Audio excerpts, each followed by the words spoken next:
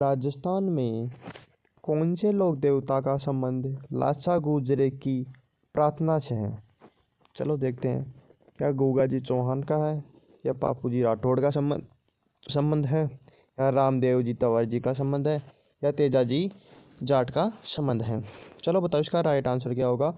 लाचा गुजरी का संबंध कौन से लोक देवता से है? तो लाचा गुजरी तेजा जी की धर्म बहन थी, तो इसका राइट आंसर फोर्थ नंबर का होगा। निम्नलिखित में से किस लोक देवता का मुख्य मंदिर कोल्लू में है?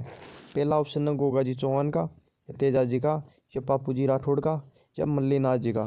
चलो बताओ इसका राइट आंसर क्या होगा। कोल्लूमंड फलोदी में कौन से लोक देवता का मुख्य मंदिर स्थित है? कोल्लूमंड पहले जोधपुर में आता था और वर्तमान समय में फलोदी में आने लग गया, तो इसका राइट आंसर होगा पापू जी राठौड़ का मंदिर कोल्लूमंड फलोदी में स्थित है। जाहिर पीर के नाम से कौन से लोक देवता को जाना जाता है? जाहिर पीर के नाम से कौन से लोक देवता को जाना जाता है? क्या हड़पू जी को जाना जाता है, या रामदेव जी को जाना जाता है, या फिर देवनारायण जी को जाना जाता है, या फिर गोगाजीत को जाना जाता है? चलो बताओ इसका राइट आंसर क्या होगा। जाहिर पीर की उपाधि महमूद गजनबी ने दी थी, तो कौन से लोक देवता को ये उपाधि दी गई थी? चलो बताओ इसका राइट आंसर क्या होगा। इसका राइट आंसर जाहिर पीर की उपाधि गोगा जी चौहान को दी गई थी, तो इसका राइट आंसर फोर्थ नंबर का होगा। पापू जी का मुख्य तीर्थ स्थल है, या ठिकरिया गांव है, या जोधपुरिया गांव है, या कोल्लू गांव है, या पाचोटा गांव है?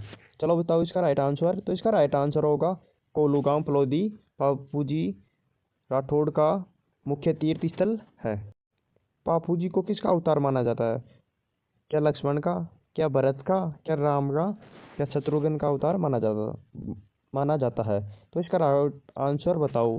तब तक मैं बता देता हूँ। रामदेव जी को कृष्ण का अवतार माना जाता है, देवनारायण जी को लक्ष्मण का अवतार माना जाता है, तो पापू जी को देवनारायण को विष्णु का अवतार माना जाता है, और पापू जी राठौड़ को लक्ष्मण जी का अवतार माना जाता है, तो इसका राइट आंसर होगा लक्ष्मण का अवतार पापू जी को माना जाता है। संत पापू जी के शिष्य मुख्यतः है, या रेबारी कहलाते हैं, या फिर जाट कहलाते हैं, या फिर छिपा कहलाते हैं, या फिर गुज्जर कहलाते हैं? चलो बताओ संत पापू जी के शिष्य क्या कहलाते हैं? तो इसका राइट आंसर होगा पापू जी के शिष्य रेबारी कहलाते हैं। निम्न में से किस मारवाड़ में सर्वप्रथम ऊंट लाने का श्रेय दिया जाता है?